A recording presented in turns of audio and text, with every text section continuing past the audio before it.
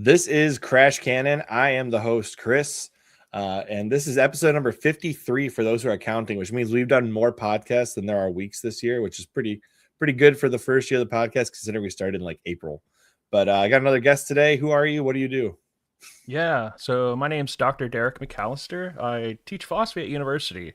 I also run a YouTube channel at the Dr. Derek, where I talk about philosophy, some theology, some apologetics, and a lot of Aquinas. Yeah, you're big on Thomas Aquinas with your philosophical takes. I know you've been big on that, and I'm pretty sure you're pretty versed on Aristotle too. Is that correct? Yeah, they're very similar. You could say that Aquinas is Aristotelian. Yeah. I have heard that before. I Yeah. won't mention the channel, but I've heard that from plenty of other channels. But one very specific one that we don't need to get into today. All right. Maybe I'll tell you after the podcast. All right. That's I'm now you piqued my curiosity. That's how things go around here. So Yeah. you said specifically you wanted to kind of go through your journey to Catholicism.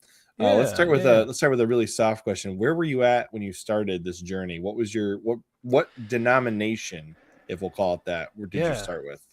Well, I was raised Southern Baptist. That's where I was baptized in the church. Oop, lost nearby. I was baptized in a Southern Baptist church.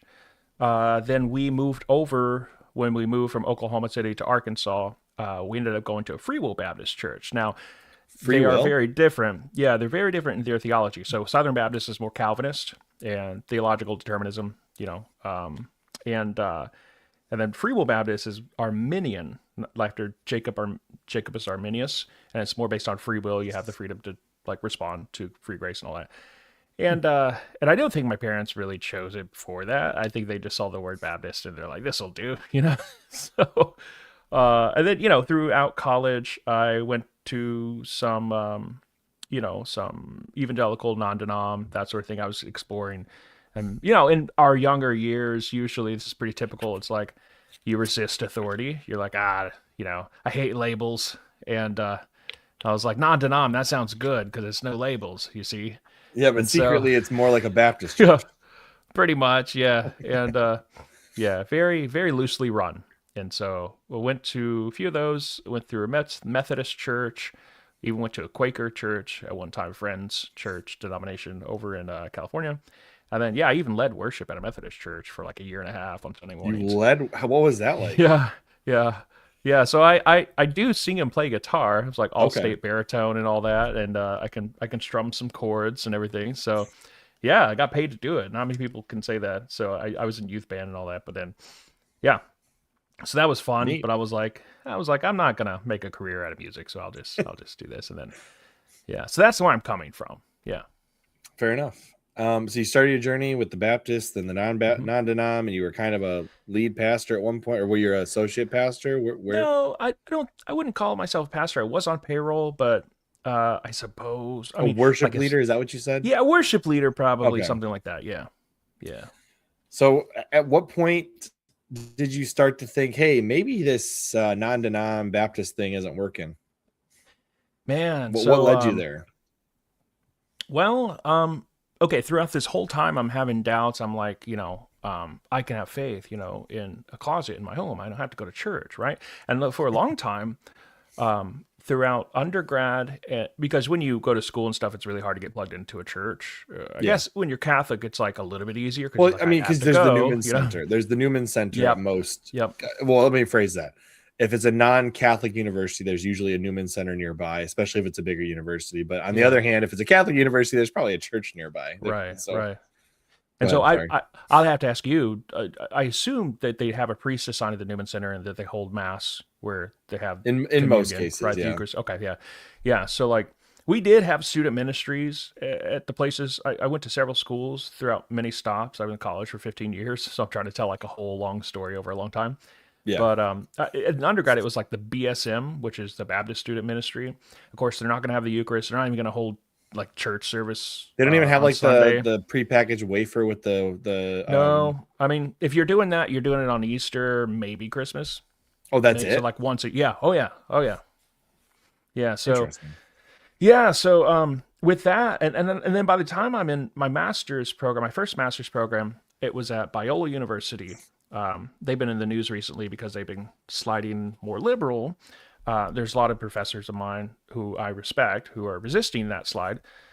So man, but it is a tough battle that they are in. But when I was there, I went to Talbot School of Theology. It's just one of the schools on campus, so like the seminary basically for Protestants. Sure. Study theology, philosophy, and all that. And I figured, I'm like, this is at the time I was at that Quaker church, and also I was in Southern California with no car because I sold my car, and I'm like, I'm sure there's public You don't have a transit car in Southern in California at all? Yeah, it's a stupid idea. Yeah.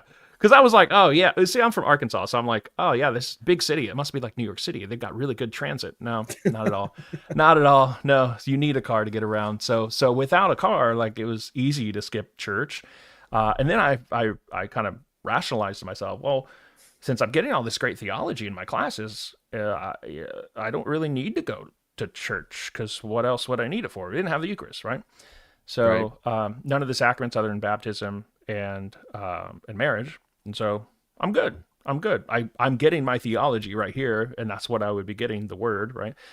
So, but yeah, throughout that time, I'm just like, that was the challenges. That was were the things I was going through. And I'm like, there's something's up. I want to feel more rooted, right? I go back to like, have you heard this by G.K. Chesterton? He talks about, gives an example of children playing in a playground and there's no fences. Right? Yeah. Maybe it's like by a cliff or a busy highway or something like that. And if you don't have the fences, one of two things will happen. They'll either run into the street or off the cliff, as the case may be, and they'll hurt themselves, or they'll just huddle in the middle and be really terrified and not do anything. And so you see both of these behaviors play out in evangelical or Protestant churches without the authority and the structure and the hierarchy. Like they just, so that was like, I kind of move beyond my rebellious stage, and I'm like, maybe hierarchy is a good thing. Maybe structure and authority is a good thing. And so that led me to start to consider it as a possibility. And there's a couple other things in here, so I'll tell you too. So one is the historical rootedness. That was a big thing for me. And through philosophy, that this is still number one. Like the historical rootedness of apostolic succession, I was like, that seems pretty important. I was learning all these philosophers, and I realized they're Catholic, so why am I not Catholic? They're pretty smart. I'm following them on other things, and so that at least gave me, like, on the face of it, kind of reason to maybe this is something I should explore. And then the second thing, I got around a lot of other Catholics. I ended up in the doctoral program at Baylor for my PhD, and I realized that about half the department was Catholic, both grad students and faculty, and just being around them, I was able to ask them a lot of questions. And on top of that, I went to a conference that was specifically on liturgy, like from a philosophical perspective, and it was liturgy from what perspective? From a philosophical perspective? Yeah. But like which philosophy? Because there's a lot of different philosophies. Yeah, so just like analyzing what liturgy is, like why do we do it? What is it that we're doing? That sort of thing, just kind of breaking down, analyzing it. Okay, but when you say liturgy, do you mean Catholic liturgy at this point? That was the thing. So it was headed up by an Eastern Orthodox philosopher. Okay. They were all philosophers, but there were Catholics there, there were Baptists there, there were Presbyterian there, non-denom, all these. And like we were having all these conversations, and I was able to like, that's why you guys do that. You guys do the standing thing because it's bodily. I get it now. Like it just never occurred to me that I had these blind spots. So that helped tremendously to fill in a lot of blind spots, a lot of gaps for me. Yeah. Sorry that I said a lot there. That was a big spiel. This is all part of how you get to where you are, right? I mean, we all have a journey somewhere. Most of us are not born with a perfect faith. In fact, I would argue probably all of us are not born with a perfect faith. Yeah. Except, the couple exceptions that we all know about. Yeah. But and when I say a couple, I really mean one exception and one immaculate conception, which today we'll celebrate the feast of the Immaculate Conception. So if you didn't go to mass today, you're on the bad boy list. Go to confession. Yeah. If you're in California, it might still have a mass available. So if you're in California, go find it. Go there. But anyway, it was a really interesting mass, to say the least. For some reason, the bank next door to the mass I was at decided to send somebody over to tell us they were going to call the police on anybody parked in their parking lot. I was like, oh, there's 20 minutes left to mass. why are you doing this now? Anyway, it felt like an attack on the Oh church. gosh. It Yeah. was bizarre. Yeah. I don't understand why people get this like mindset that Yeah.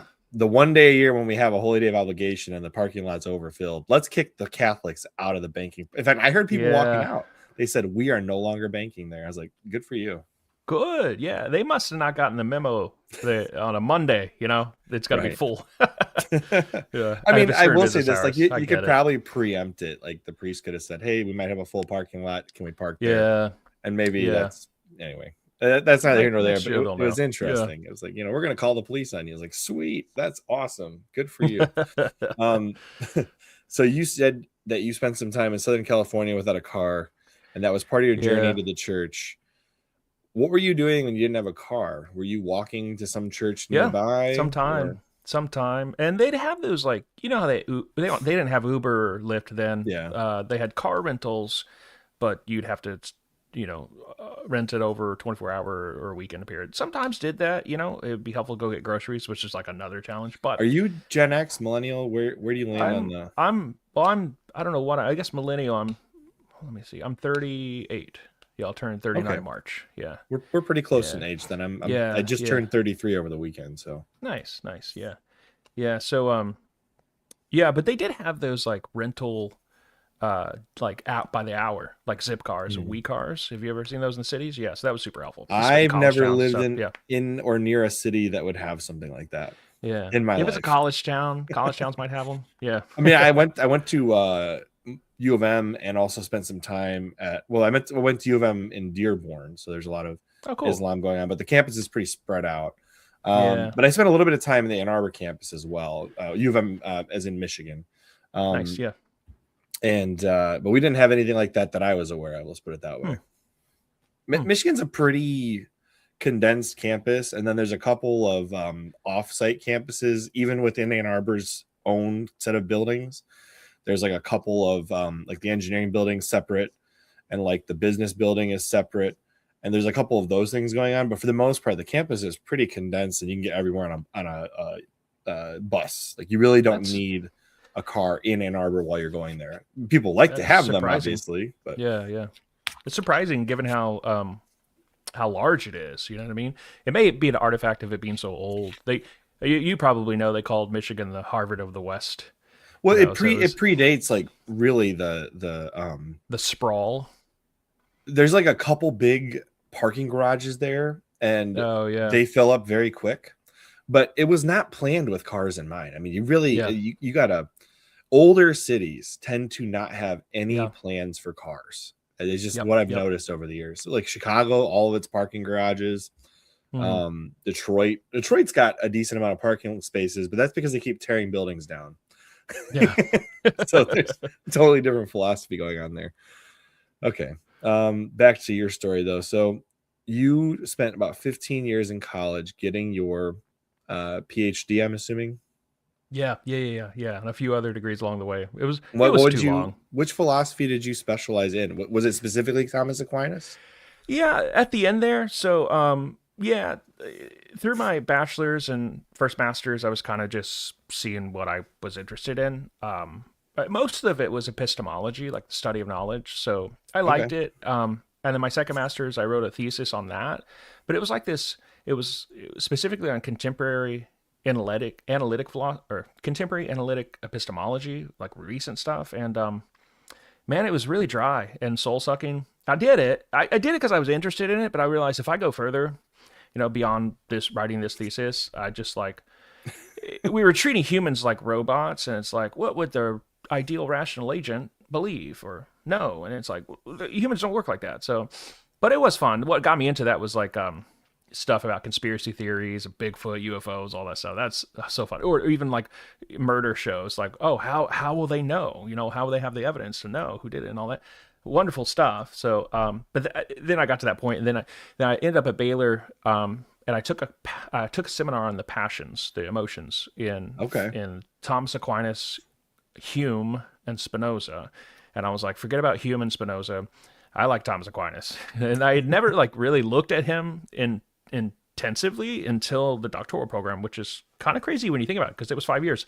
That means for 10 years of school, like I I only knew maybe the 5 ways of Thomas Aquinas, like really super basic stuff. But if you go to a Catholic college like Benedictine College in Kansas or Ave Maria in Yeah, Florida, yeah, or any of these other ones, Belmont Abbey down in North Carolina, like they're going to give you like a rigorous Thomistic education, and that's like would be beyond my pay grade because I don't know it, you know.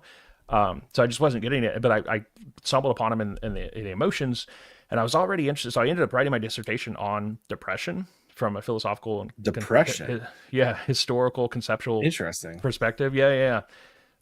So this stuff on the emotions really helped, and also the stuff on virtue really helped. Like, because we can say that it's not virtue in the sense that it's not depression. It's not something that is you when you're flourishing, right? It's not something that contributes Sure. to your flourishing. It's something that detrimental to it. So in that way, we can say that it's bad, although it would be a step further if we're saying that it's evil. We don't want to say that, and you're morally bad for it. No, but it's like a bad in the world. So that was stuff that I studied and did work on. Yeah, it's fascinating stuff.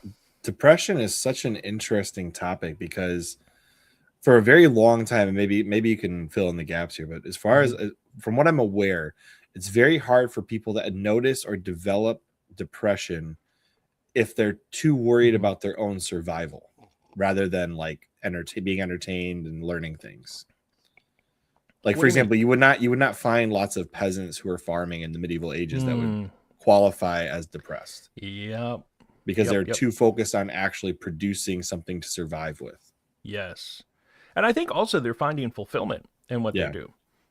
Like, or at least, not fulfillment in the sense of like, I'm doing my life's work. It might be that as a peasant, Sure. toiling at the fields, but it might also just be, I'm needed.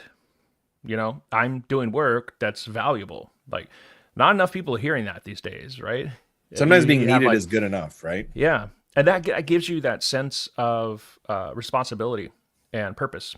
Like that, if you lack responsibility and you lack purpose, like what do you have? Yeah. Well, really, I would argue the bigger void is atheism.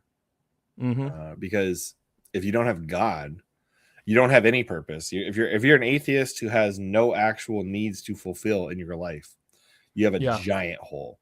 Because I know people that have had the atheist thing going, but at least they're attaining something. So that they're either working towards a collection of some sort, or they're working towards getting a degree.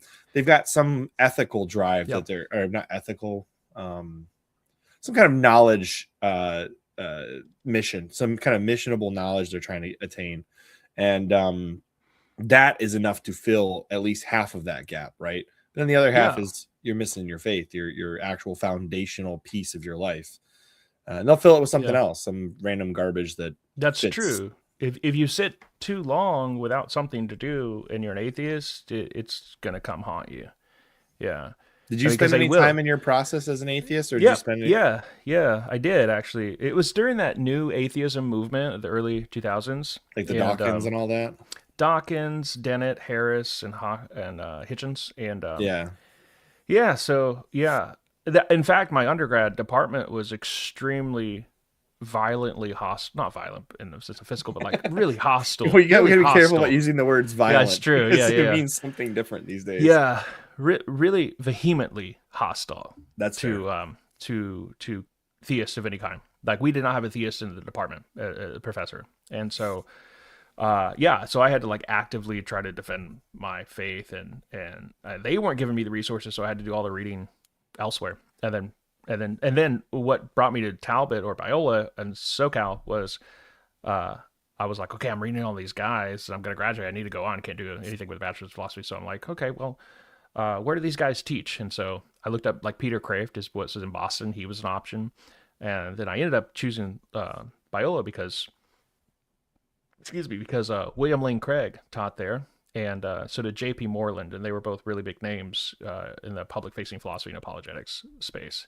Yeah, but man, these for a long time I was nominally a Christian, but like deep down I didn't really believe it, and that's what got me interested in philosophy, because I was like, I have all these doubts that I need answered.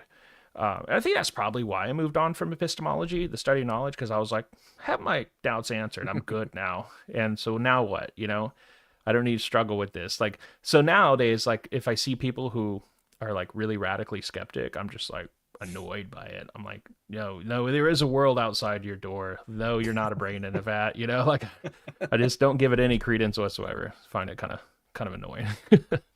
Yeah, I would say the pursuit of knowledge without any kind of faith or any kind of purpose is what leads to just the most horrific things you can think of.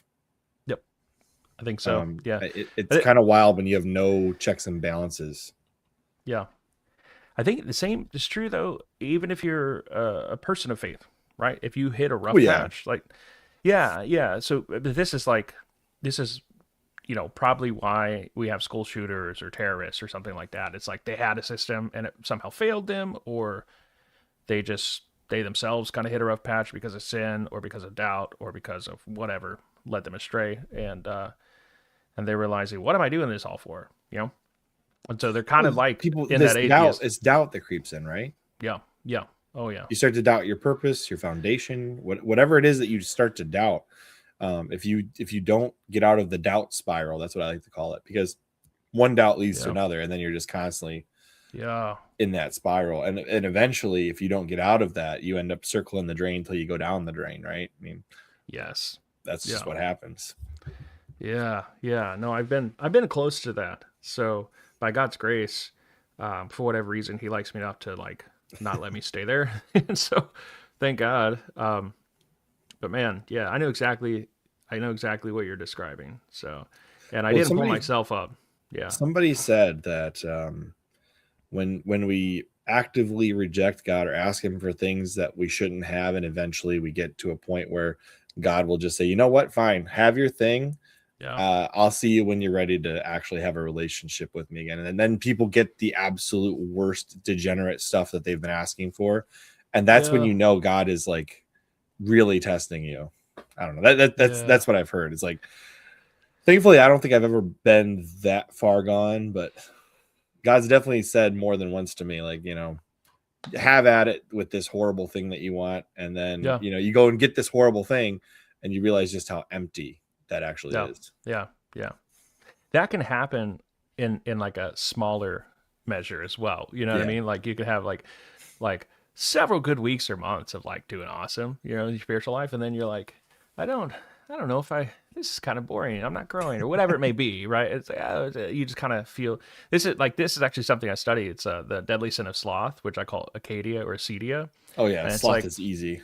Yeah, this idea of like, and it starts out as just kind of like this kind of, I don't know, surreptitious thought. It kind of sneaks in. You don't really realize it's there. Kind of seeps in, happens to you. That's the venial part, and then you're not as responsible. But then you can, your reason can consent to it. You're like, that seems right. Yeah, I think I don't really like what I'm doing, and then you go off on whatever tangent it may be, whether it's like related to work and your vocation. You're like, I don't really feel like doing that this week, or a nice little delightful or seemingly delightful sin. You're like, that seems good to me. I don't really like this anymore. I'm going to do this instead. And then gotta let you do it. Gotta let you do it, given free will. And then until you realize, no, that was terrible. That was a terrible choice.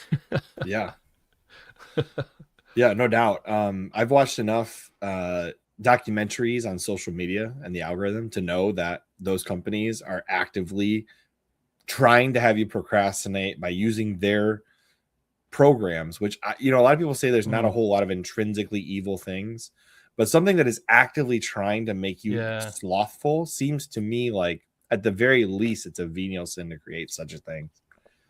Yeah, I would probably assess it like I would ask, are there any goods that they're pursuing? Obviously there are, but what is the algorithm leading you to? Yeah. You know what I mean? I mean, like in the creation of the algorithm, I'd say, like I'd ask the person, okay, are there any goods you're pursuing in this? They'll be like money. Okay, what else? Oh, want to provide for my family. Okay, if that's it, and you got to get the money to get the paycheck, and then okay, that would kind of back it off intrinsic evil. That's fair. Yeah, if it's evil just for evil's sake, then yeah. Well, I mean, think about it, right? There's this whole content category of brain rot, right? It's Yes. Now, geared now towards that's children. a better candidate. Yep. Yeah. And to And me, people it's create like if that you're stuff. inventing something specifically to steal the attention of children who are still Yep. developing, and you know the only product that will come out of that is slothful and or children with problems with their like whatever, pick a problem category for children. It's Yeah. probably there in the brain rot category of content. Yep. And I think that is intrinsically evil. It's why my kids don't have access to the internet most of the time. Yeah. Yeah. I don't blame you. Yeah. They were doing that. I mean, they try to use, I guess now they're using AI, but Yeah. auto moderation to try to find, because remember they had like when my son was growing up, he'll be 12 this month. He, they had YouTube Kids as a separate Yeah. app, but like all this crap It's is getting still on there. technically like YouTube Kids because it's just Yeah. in the YouTube app and you just have profiles based on age. Yeah, yeah. And Instagram's trying to do something similar, like teen accounts now, but They but already yeah, had them. They were just lying. yeah, yeah. You could put up whatever you want. And do you remember this years ago? They were finding like there were some really crazy, terrible things on there. Whether Yeah, it be like you'd have like Thomas setting things on gore fire or and yeah. And it's like, that stuff way better candidate for like being intrinsically evil, because the people doing that, they know what they're doing. They're yeah, obviously you just trying hide to twist somebody. Yeah. what is it called? Like you hide subconscious things. Like for example, there's that famous clip where it says how many people are wearing this color, and because you're focusing on that, you don't notice Bigfoot walks right through behind in the background. Yeah. You can hide things like that in there that subconsciously they're there, and it'll seep into the kid's brain, kind of like these sins that you don't think about all the time, but they seep into the background and you don't realize they're there. And then eventually you wake up one day and you're like, holy cow, what have I been doing? Yeah. Yeah. And I feel like that's kind of how that content gets in there, right? Like YouTube is like, okay, this is a kid's content, and then the filter doesn't catch you putting Spider-Man and Elsa doing crazy crap in a YouTube video made for kids. And you're like, what happened here? Yeah.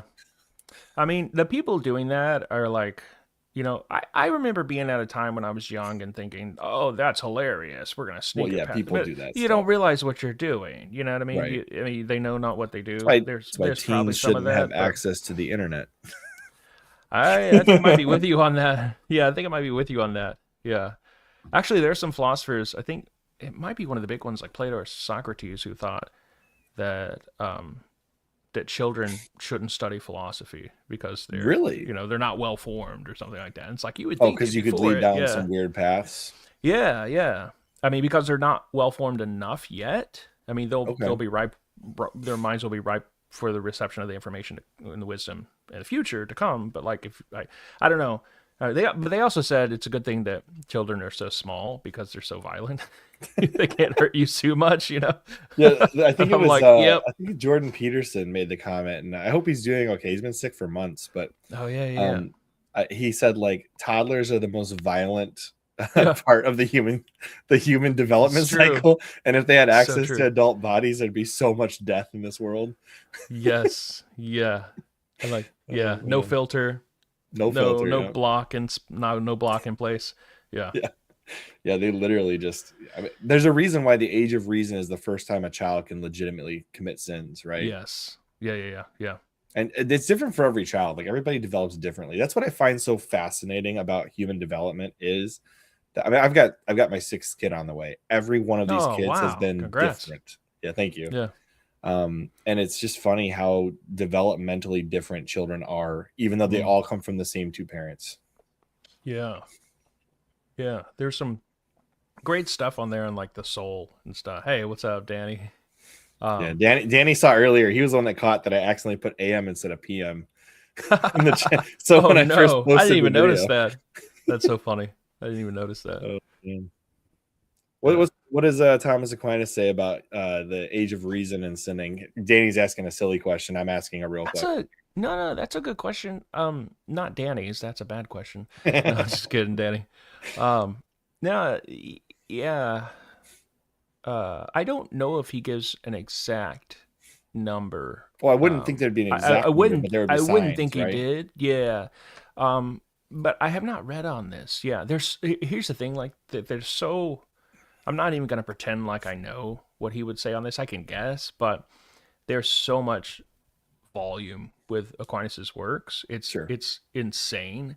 And the fact that he died in his 40s is like much more astonishing that he wrote that much.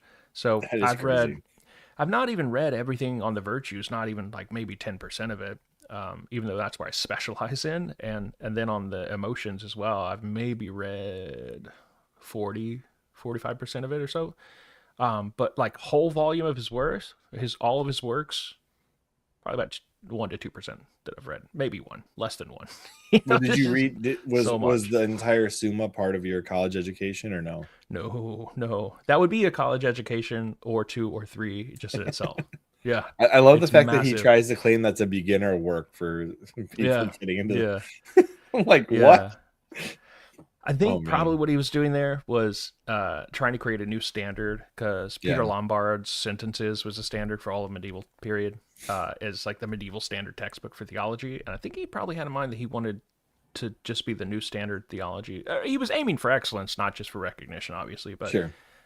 So that's what he means. The idea that you would have some background in philosophy and theology, of course.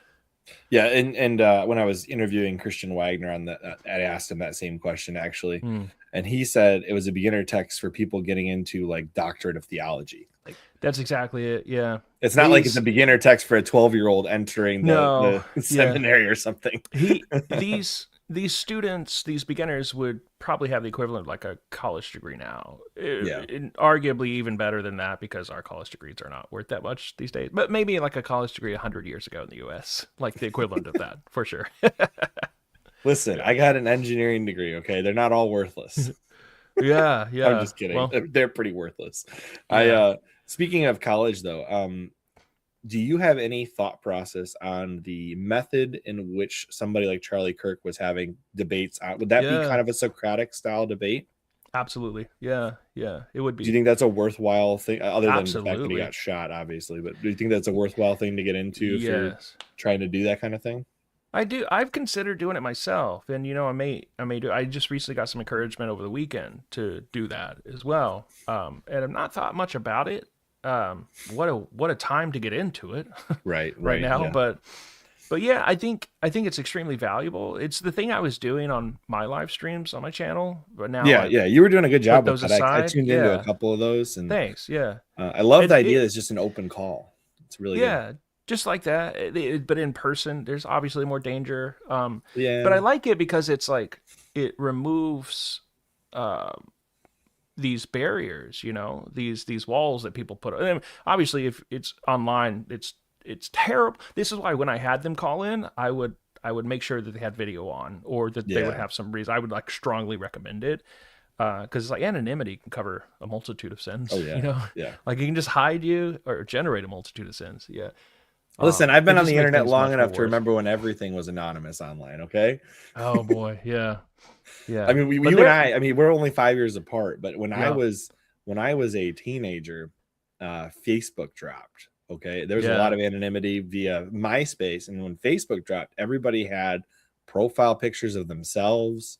You had friend lists. It kind of changed the game. There was so much less anonymity, and then all of a sudden Twitter shows up and everybody's back to anonymous usernames again, or like Xbox Live or what have you. There's so many options for anonymity on the internet, but having a conversation like this where you can see the other person, obviously barring an actual in-person conversation, kind of like Pints with Aquinas does, I think this is the best way to actually have a conversation. I think so too. Yeah, and anytime like I had a disagreement with someone, I would invite them like in the comments. They people would come over. I did a couple of collaborations with some really staunchly atheist creators, and we disagreed on a ton of things. But I went over there and talked with them, and then I would have their crowd come over and in my comments, and I'd be like, well, if you disagree, this is when I do my lives. Come on. I never had any of them come on. Obviously, I think the reason is obvious, just because they want the anonymity, they crave it, and they don't want the responsibility. They don't want. Well, look at Ubi Petrus. Do you remember what happened with him? Mm-mm. So Ubi Petrus was a very famous Orthodox commentator. He would just hop in comment sections of tons and tons of Catholics and just argue with them. Just argue. And then one day, Eric Ibarra actually got him to come out and physically debate, right, in person, live. Wow. And once his face was out there, his anonymity was kind of shot. Your face is out there. Yeah. And then he got some really strange ideas that would have been fine if he was an anonymous account, but now that people knew who he was, Yeah. he basically What got do you mean? canceled over. Like he had some really we'll say World War II style ideas about people. Oh yeah. And they were far worse than the very famous Catholic streamer that I'm sure you can pick out of your brain. Yeah. Interesting. Like very eugenic style. Very eugenic style elimination of certain people. This is the kind of cancel culture I can get behind. I mean, it was like, so like there's like complaints you could have about various people doing various things, but he was basically like, if we just eliminated people with a IQ lower than this, and I was like, whoa, where are you going with this? What the heck? Is this guy, what are you trying to say? He's a Catholic? No. He's not. Okay. No, he would. I guess he would qualify as like one of the bad boy ortho bros online. Yeah. But like I said, he kind of went from a serious Eastern Orthodox debater with his persona and his face online at some point to falling down this weird ideological rabbit hole. Yep. And it happened very quickly. Here's but the thing, philosophically, how do you think these things happen?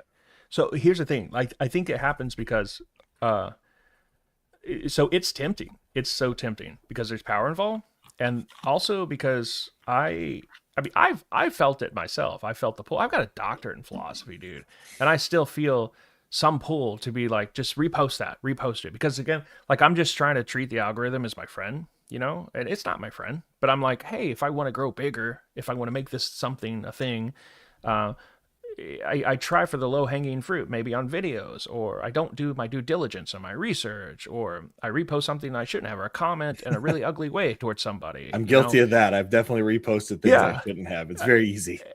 Yeah, and it's just so easy, just so easy to just do it, and there's no accountability really, and unless the cancel culture comes with their pitchforks, then okay, but how rare is that, So yeah, but I think even the most like fiercely like loud kind of people, like these orthobros or like Catholics or something, if you get them in conversation like this, they're not as terrible. It's like, but why? I know several in my life, and I'm just like, why is your online persona different from your real life persona? Like that's not a good sign. You know what I mean? Like in some sense, like me when I do my videos, like I'm reading the script I wrote, and so I'm in presentation mode. So that's a different persona, but that's not what I mean. I mean like a different moral character. Like almost, if you wouldn't say this to my face in person, why are you saying it online? It's the dehumanizing factor of the screen. Yeah, we're all just talking heads, like you don't actually get a feel for the human identity. No, absolutely. What do you think is going to fix that? Well, if I grow my channel big enough, I'm going to bring you all in person to come do interviews. That's going to fix some of that. But I got to get as big as like the Pints with the Kindness thing to do that. But in the meantime, I'm going to be bringing on local people that I do know in person. I did a few interviews. I had, and we did the ones in Steubenville, which worked out pretty well. I think you got Joe Heschmeyer, and so did I. That's right. Yeah. Which, by the way, that was cool meeting everybody. I think we only chatted for like 5 minutes though, because I was just I think so. Chicken with my head cut off, trying to catch up with everybody. Yeah, that was my first year there. Of course, the second year they had the conference, and I was a very late addition because I was like, "You guys have any tickets left?" So I had to pay like the full VIP, even though I was like, "This is way too expensive." Yeah, yeah. I learned about it in like a month before. I do like the idea of the multiple payment system that they've implemented for this year, where you can pay it not in full. You can do like half and then half later. Okay. Kyle, you should do it in 4 payments so we can do it quarterly all the way leading up to the conference. It would make it feel a lot less painful paying it all out of pocket. Anyway, you still get everything you need. Yeah. I mean, as long as you can, sit on that kind of stuff, because sometimes, you get people that become delinquent after 2 payments or something like that. And then you got to decide what you're going to do. You got to return it. What are you going to do? Keep a deposit. Yeah. So that was nice meeting everybody. Yeah. But my channel stuff, I didn't even start it. I only started. I know the channel's like super old. It's like 2008, my own. But That's only because that's when I opened my Gmail account. And I was like, I just started posting videos about a year and a half ago, like back in summer 24. So, and then once it rolled around, I'm like, hey, I can maybe start doing this. Then I think it was Trent Horn posting about the conference, the creators conference, Okay. and about Kyle, and then some video he made about we shouldn't call ourselves Catholic content creators. It was that one. Yeah. And I was like, oh, that's a conference. Oh, let me look into it. And weeks went by, and then I was like, oh crap, it's soon. So that's what got me to know more about it. Yeah. Yeah, I really enjoyed doing that. I just like having conversations with Catholics who believe at least closely to what I believe. Yeah. Obviously, we're all going to kind of differ on the minuscule topics that matter to us, right? Like, for Yeah. example, there's always the liturgy bros, and there's Oh yeah. there's the people who like Gregorian chant, even if it's Yeah. Novus Ordo, and there's people that like guitar mass. Those are mostly boomers, Oh, but gosh. but they exist. People do like that. Yeah, that's strange to me. I'm not very picky being a convert. Like I'm realizing as I'm learning more about Catholicism, I'm learning more about Protestantism as well, the whole faith Yeah. of Christianity. I'm realizing, wow, there's some really high forms of liturgy in the old Protestant churches that are, higher forms of liturgy, higher church than some Catholic. Like, for example, churches. like Father Calvin Robinson, who does Yeah, the ordinariate style masses, as well as he does actually the traditional Latin mass on occasion, from what I understand. But yeah, so some forms of Protestantism have maintained similar to or the exact same thing as Catholicism when it comes to their masses. That blows my mind. That blows my mind. It doesn't fit as a category. You know what I mean? Like it doesn't. I can't wear. But I think of any Catholic liturgy as, because the Baptist church I was raised in, and then my great grandfather was a Assemblies of God pastor for like 60 years. So I mean that's like the environment, very free for all, very loose, very like no ceremony or pomp and circumstance at all. It was just like, here's the sermon. I went back home actually in Arkansas I went for my 20th high school reunion, and it was back in October, and I went to the church where I grew up. It was the Free Will Baptist Church that I went to when we moved there, and everybody's happy to see me. Of course, they probably secretly were wondering why I'm Catholic, if they knew. Like harboring this like really intense, like we got to get them, we got to save them, of course. But it's very weird, and I'm like, man, I actually timed the sermon. It was 35 to 40 minutes of a sermon, and so long. I was like, whoa, so long. He's like, all right, here comes the landing gear. The landing gear is coming out, because he realized he was losing people. He's like, all right, I'm almost done. Like I was like, man, it's been so long since I've heard a homily. It wasn't a homily, it was a sermon, but it's something like that. Yeah. It's funny that you say that, because if I were to compare the Catholic Church to these Baptist sermons or whatever, the closest thing you get to a Baptist style sermon in the Catholic Church, well, you got the homily, obviously, but they're usually like between 5 and 20 minutes, depending on the priest.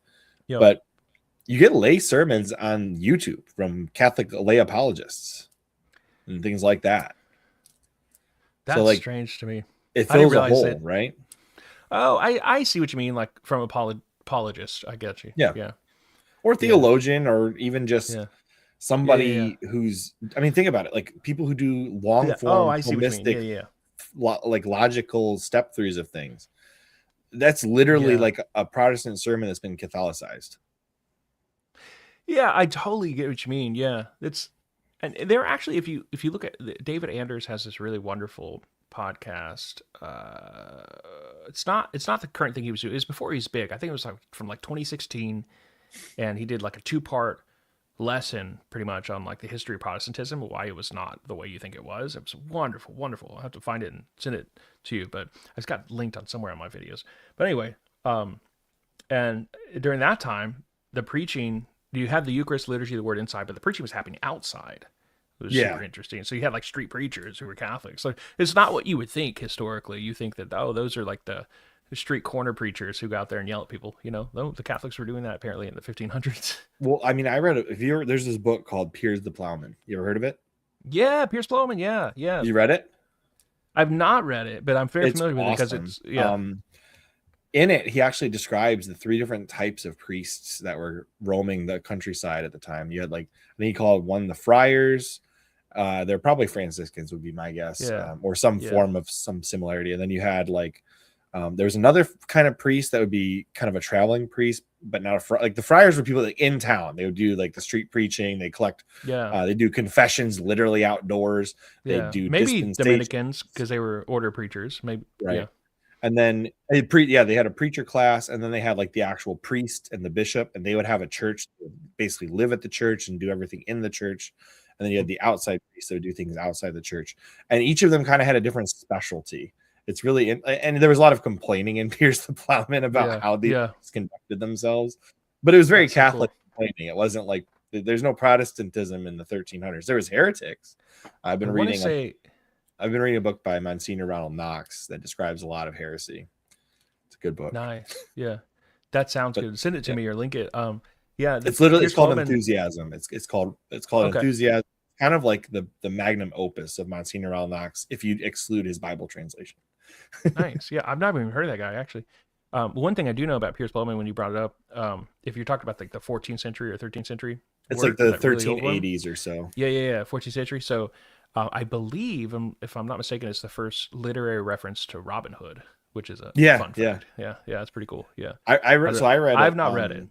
I have. I had read the Norton Critical Edition. Nice. It was very good. It was by E. Talbot Donaldson, did the translation, which he also has a very good Beowulf translation that I've read. But the coolest thing about the E. Talbot Donaldson translation is a company called Folio Society. It's a high-end book supplier. Yeah.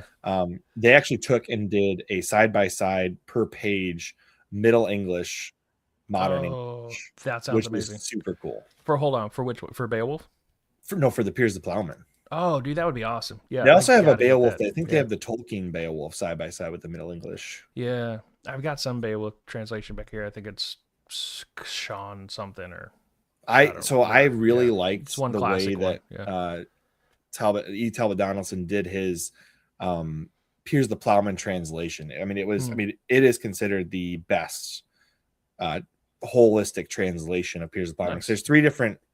Now we're getting into some like seriously niche topics, but there are like three different versions of Piers the Plowman that exist. They call them the A, B, C. And sometimes people throw in like a Z translation that doesn't actually exist, but there's pieces of it out there. The most complete are the A and the B. The C is essentially incomplete, but it has some additional pieces that weren't there in the Alpha and the Bravo. And then there's like some floaty pieces, like I said, the Z translation. So he basically took a holistic across the translations and put them together into a solidified piece. And that's what I read. Fiction. No, I'm just kidding. It's, it's just the most complete version. Yeah. How did you find that work at all? Did you have to read it at school, or did you just like personal interest? I just like reading medieval literature. That's great, man. That's so cool. Yeah. I should read more of it. And I've not read like Pilgrim's Progress. That's later. So Piers the Plowman is considered like the proto Pilgrim's Progress. Okay, like whoever the Paul Bunyan guy wrote it, basically John as like Bunyan. John Bunyan, that's right, as like almost an answer to Piers the Plowman. Because Piers the Plowman still has a very Catholic piece. Yep. In fact, some reformers try to claim Piers the Plowman as theirs. I'm like, I read it; it's Catholic, guys. Nah, it's not. Yeah.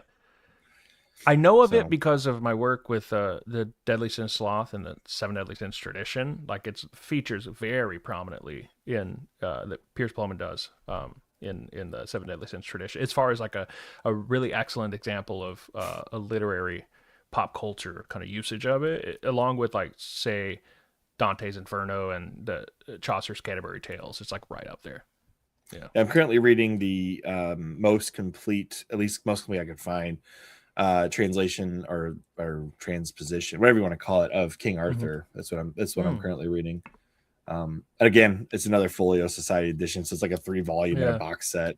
I got it for like $20 on eBay, so it was totally worth it. Dude, yeah, I love the fact that they do stone binding. So that is, okay. So that would be like the La Mort Arthur, the death of Arthur. Yeah, it's like because what is it? Caxton did the more prominent modern version that everybody sees, and then like the older version that Caxton based his on was Sir Thomas Mallory.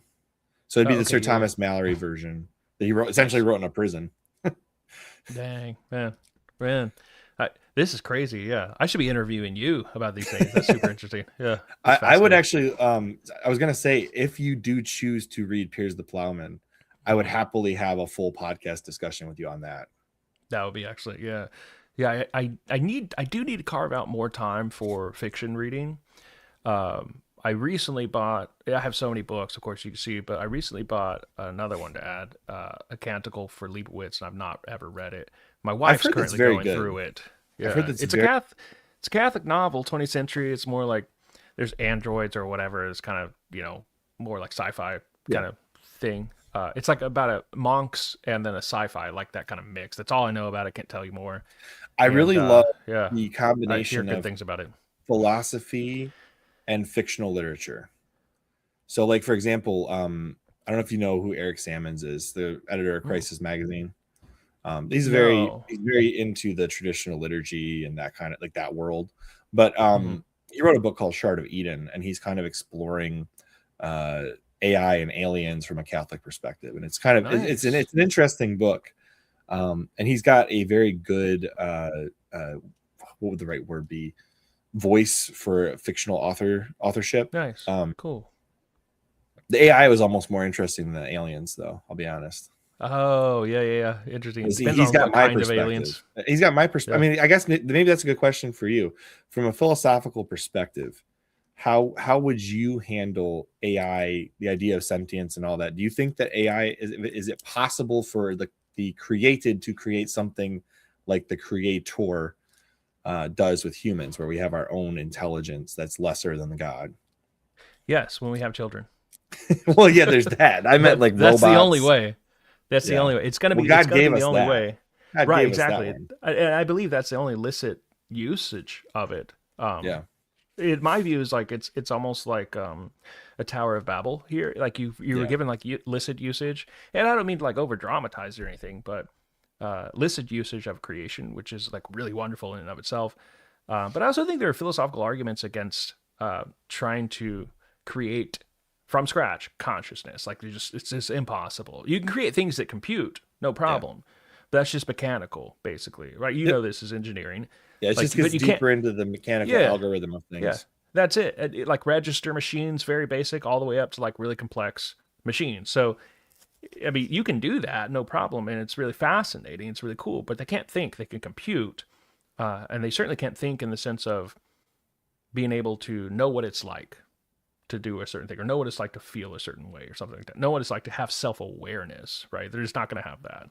They can mimic it, but they're just not going to have it.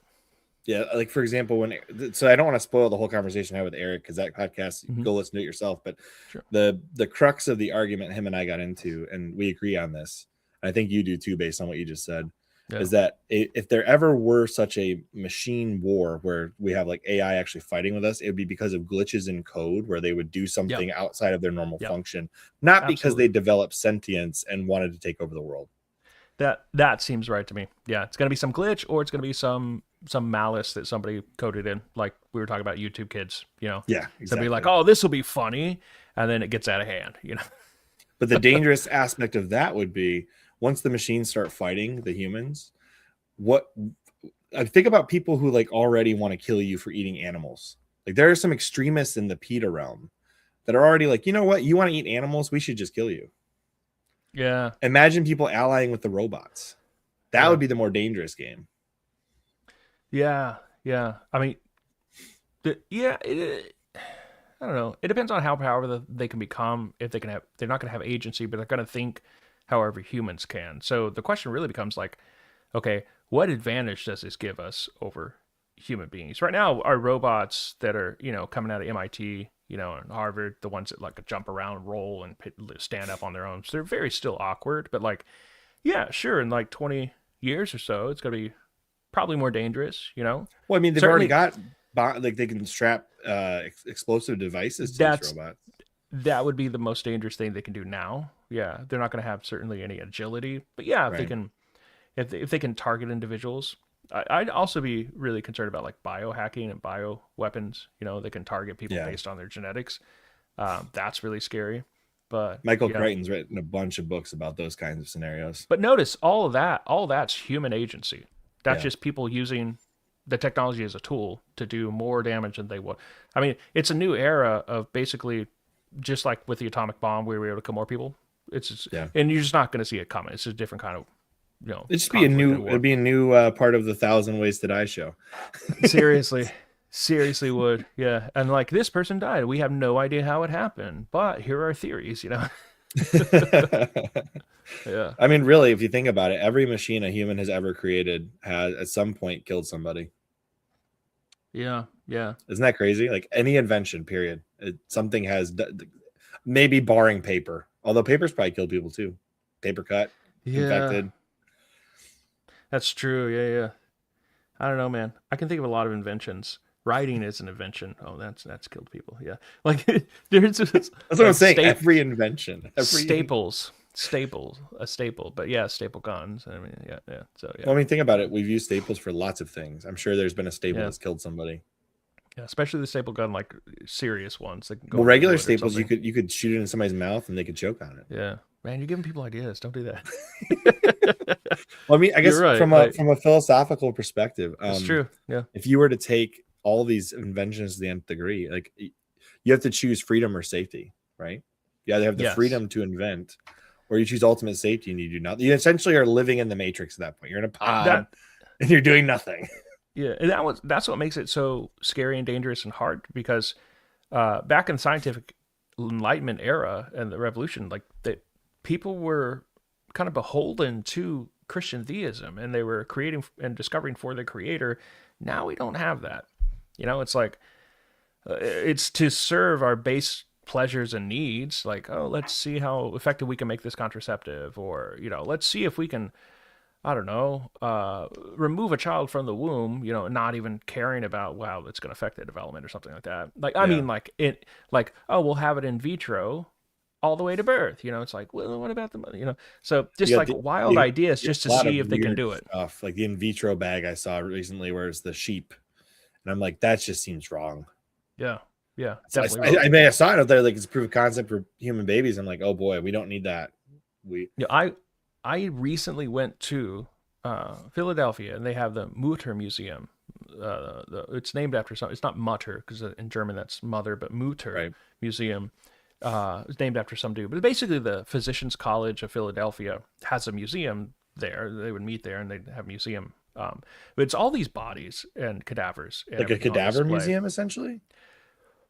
And parts of cadavers. Jeez. Yeah.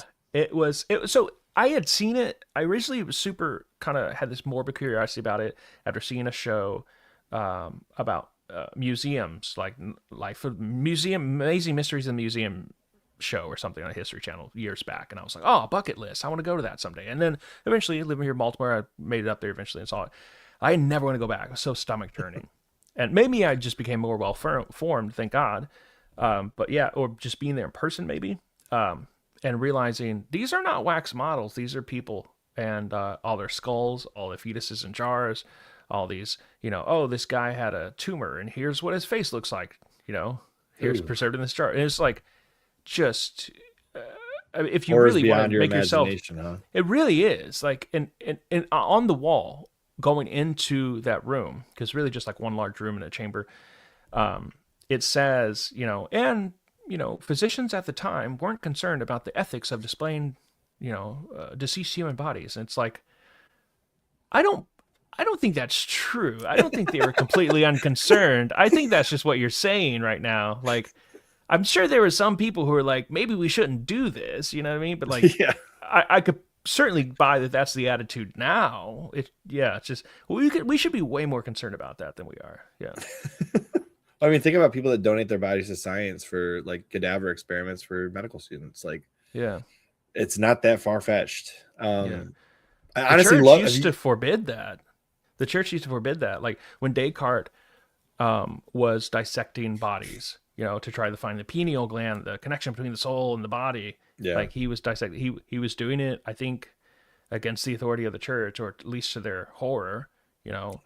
And when I teach and mention that in the past, I was like, oh yeah, of course the church was wrong. This is good for progress. But now that I've gone to that like museum and I've been like, see how far it can progress and go downhill. Like, yeah, we definitely need some guardrails on Oh yeah. on care of dead bodies. Yeah, maybe Well, I mean, displaying them is not a good idea. absolutely not. I don't like that idea at all. I don't even like, the more I've looked into the medical field, the more I'm like, yeah, nope, not checking the organ donor box. Just not going to do Mm-mm. it. No I've been way. thinking the same. I thought the same thing when we left. I was like, I don't want to be an organ donor. I Yeah. just don't. But Yeah. in China, there's like a list of less than 10 people that have agreed to be on the organ donor list. How many people do Because they have on the list? there's Everyone. there's a whole like body part industry in China that I've read about, and it's just wild. A lot of the elites, anytime one of their organs starts to fail, they'll try and get an organ donated. Oh no. From a unsuspecting traveler. From maybe. a voluntary traveler, okay? Sure. Somebody sure. that volunteered to be part of this network of organ I'm donators. absolutely sure there's a black market for travel Yes. where No people doubt. get paid hundreds of thousands of dollars to travel there and donate. Yeah. Wake up in an ice bath. Wake up in an ice bath. No, that's not really an ice bath. That's a cooler. That's a cooler. Yeah. Okay. Yeah. Gosh, that's so bad. Yeah. I know you said you didn't have a lot of time, so I'm trying to. There was one other question that was coming up in my brain that I was trying to get Sure. to, but I totally forgot what it was. Lovecraft, H.P. Lovecraft. So because you're mentioning the morbid curiosity of humans, I read this book called Annihilation. You know what I'm talking about? I think I may have heard of it. It's No, but I've literally. not read it. I've had a bunch of friends that recommended it to me. Even some close family members had said it was a good book. I was like, okay. So I read the book. The book's fine. I mean, it doesn't. I guess if you get further in the series past that first book, though, it gets kind of wildly strange and government conspiracy theory. But I watched the movie, and that was the mistake. Some written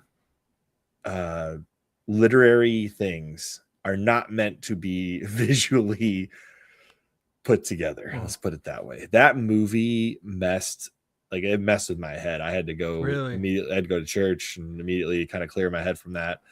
Oh man. Don't look it up, but if you for some reason are interested, I mean, the way you just talked about the body part museum, this is basically that, but deformed bodies from a otherworldly force. Oh gosh.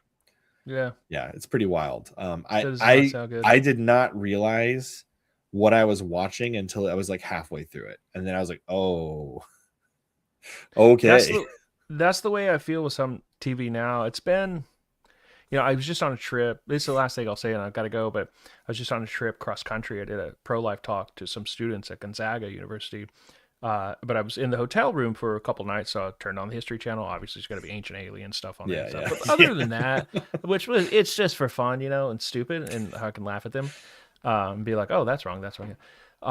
But yeah, other than that, I haven't really watched TV in a couple of weeks. I've been really serious about the channel and creating that and all that.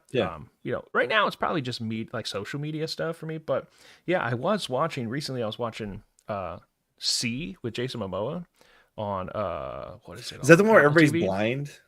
Yep. Oh, Apple that's TV. wild. That one's wild. Yeah, man. So like, I was like, oh yeah, this is gonna be cool because I remember him. He left a show I really like called Frontier. I highly recommend it. Watched all of it. I can say there's great things in there. But then he left it for this because he got paid more, wanted to do it or whatever. And so I was like, so it's got to be good, I guess, right? That's the reasoning I made in my mind. No. Yeah, I made it through like the first season, couple episodes in the second, and I'm realizing there are some like, because they're blind, they're more tied to their sensuality and their senses. Oh yeah, like I watched. I watched like the opening 20 minutes of the first episode and decided there's no way I'm finishing the series. Yep. And so it gets bizarre and it gets terrible. And they think of God as like the Lord of Darkness kind of thing, and it's like because they're blind, because they can't see, so God isn't like. And so it's like this whole twisted inversion. Like backwards, yeah. Yeah, and it's so weird too because it's like it's supposed to be dystopian future, and yet they've somehow regressed. But so it's interesting as far as like cultural commentary, but I think more than anything, it tells you about the creators and their twisted worldviews. It does. Yeah. And the fact that people are so fascinated in this stuff tells me that culturally, as a society, we like the general consensus of the masses has devolved into this kind of deformed entertainment. Yeah, it's similar to the porn brain. Like people get one taste of this weird out of kind of more occult curiosity, and then they want more, and that's how the devil tricks us into these things. Yeah, for sure. Yeah. Well, Derek, Anyway, I gotta say, I'd love to get you back on again to have some more of course. discussions. Yeah. Whether it's philosophy or just getting into like the general cultural, like we did today. But what do you want to Yeah, plug of course. today before we close this thing out? Absolutely. Yeah. So I want to plug my channel at the Dr. Derek, right there. You can see under my picture. And I think it's in my title that you can click on. Yeah. Oh, good. Yeah. So I've been doing recently an Advent miniseries, which is layered into another series on Aquinas on the passions or the emotions. And so, yeah, just going through Aquinas on different emotions. This week, I'm just about to upload tomorrow the emotion of peace, which I'm going like candle by candle through Advent. So last week I did hope, and this week I'm doing peace, and then joy, and then love. So, yeah, those are all emotions in Aquinas, and so it's super duper fascinating. And if you want to learn more about Aquinas, just follow me on there. Yeah. And if you guys enjoyed this conversation, remember, click on that link. It should be in my title. If it's not my title, it's definitely in my description. Go check out the Dr. Derek on YouTube. And he's on some other social media platforms too. If you can find him on there, go follow him there as well. Pleasure's been mine. Glad you come on tonight, and we'll definitely do it again in the future. All right. Appreciate you, Chris. All right. Bye, guys. Good to talk to you.